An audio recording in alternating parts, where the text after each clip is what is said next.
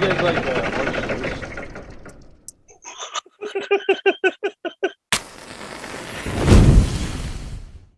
What's up, everybody? Welcome back to my channel. Today we're going to be talking about the Peripheral episode 5.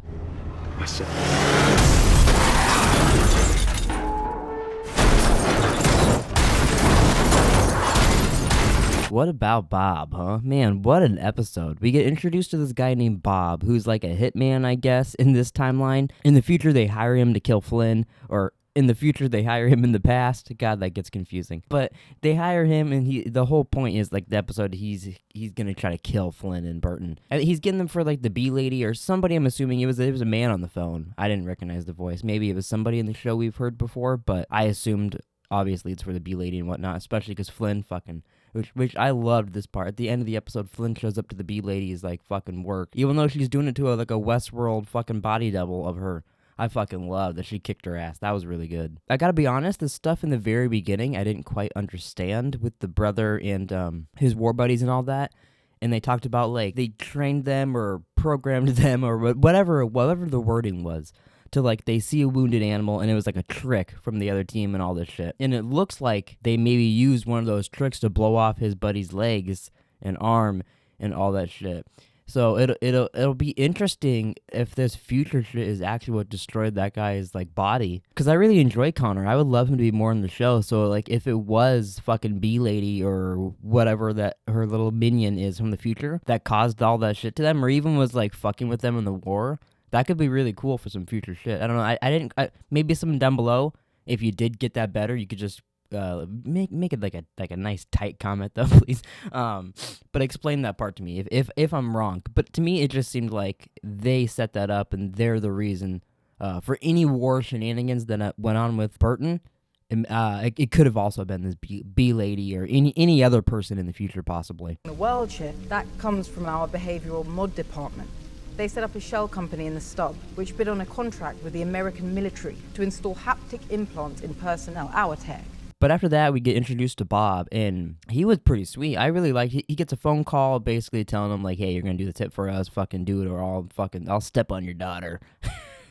So he ends up going to, like, a very blue bowling alley. He meets an old friend there, ends up killing his old friend and all of his kids, which was pretty fucking baller. That was a crazy move. Holy shit. But I really liked that. That was fun. Bob's like a John Wick type that just, like, he's trained in everything. You don't know what Bob's gonna do. Bob can get away with whatever Bob wants to do. You know? That's what it feels like. It feels like he just has a mysterious backstory and mysterious set of skills that we don't know about, but it's fun. Bob was really cool. I was so confused, well, not confused, but it weirded me out when the son walked out after Bob shot everybody, and he used his vibration gun from the future to shoot the guy. I 100% thought he was gonna shoot the guy in the legs, and his car was also gonna flip over because this thing's fucking nuts. Blew open doors and shit for Flynne a couple episodes ago, but fucking it has stellar aim that it can go right underneath the car. That was weird. I don't know. That just threw me off. So later on, he ends up, his car broke down, and he's pretending, waiting for someone to come. Obviously, he's just going to kill Flynne and Burton. But then Billy Ann shows up, and she is so consistent, and she will not leave Bob alone. Come on, Billy Ann, you're just getting yourself killed over here. You got to calm down. I know you just want to fucking outdo the other mechanic, but, I mean, come on. I like her, so I'm afraid she's going to get hurt, especially with her fucking shady husband. So she ends up she's very persistent about helping him, and then Flynne and Burton end up showing up. Whole shootout happens. It was very fun. And it leads to a little heart-to-heart with Tommy and Flynne, and she almost, it seems like, it was thinking about letting him in, which honestly maybe she should have.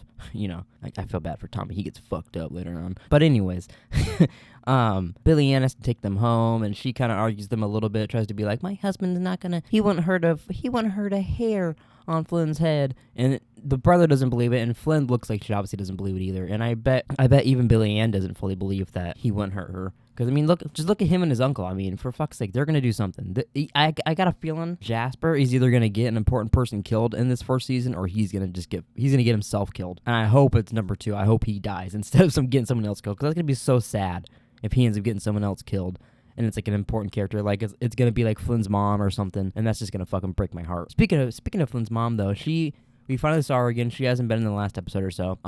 She can see now she has her medicine from the future, but now she's thinking about refusing to take it. And she's like, "What happens if I stop taking this? What happens if you guys stop doing what they're telling you to do?" And she kind of starts questioning that. But I was also like, we haven't seen Wolfgang or anybody else do anything like mischievous with them, so you don't really know what you're talking about, Mom. So maybe you should, be happy that they just got you some eyesight back and got rid of all your diseases with this future medicine. I also do want to mention, even though we didn't get the results or anything, that Flynne went to the hospital again, and they had to put needles in her and take out some fluid that's going into her brain, and it's going into it's what in the brain helps her see. And it just sounds really scary. And I'm really afraid that the more she goes into the future, the more it's going to destroy her body. And that's why they don't want to tell her, but they need her to do this. And all that seems very obvious. I'm afraid of what's going to be the big twist. And when it really destroys her body. Or maybe they'll get lucky and she can start taking her mother's medicine or something. I don't know, something like that. But it kind of scares me how she doesn't seem to fully, she seems a little afraid of what's going on with her body, but not as afraid as she should be. But then I think the only other thing to talk about is Flynne ends up having a little tiny meeting with Wolfgang in the future. She kind of is like, "Did you happen to make us connect our emotions through that little finger rubbing stuff so that way I like you?" And he denied all of it. I'm kind of unsure. I feel like he unintentionally kind of did that to help her out a little bit, to make her more believable on his side, but I also think he is very trustworthy, especially because his name's Wolfgang. I mean, how do you not trust somebody named Wolfgang? But then she leaves that, and that's when she ends up just fucking up the bee lady, meets her at her office, and fucking snaps that bitch's neck. That was pretty cool. Even though, like I said, it was like a Westworld body double, I liked that Flynne just got to beat her ass and fucking snap her neck right in front of her little receptionist or whatever the lady was. Well, I think that's gonna do it. According to IMDb, there's only 8 episodes of this, so we're getting pretty close to the end, which is kind of sad. But I'm really, really liking this show. It's a lot of fun. I hope it gets to season 2. I can't wait to see how it wraps up. I might end up actually getting the book in between season 1 and season 2, just because I'm so curious. But I also really like the idea of going in so like empty into every episode, not knowing what the fuck's gonna happen. So that's really fun for me too. It may make me sound like an idiot on these videos, but I can deal with that. That's fine. But all right, if you enjoyed this video, maybe you want to go check out, I did a video on Westworld being canceled. It's pretty sad. I just kind of talked about my favorite moments in the show and Reddit times and just chit-chatting about Westworld and it being canceled and whatnot. So if you want to hear that, go check that out. But alright, if you enjoyed this video, please give it a like and subscribe. Comment down below if I missed anything or just anything you think that maybe I should know going into episode 6. Comment that down below, and I'll see you guys next time.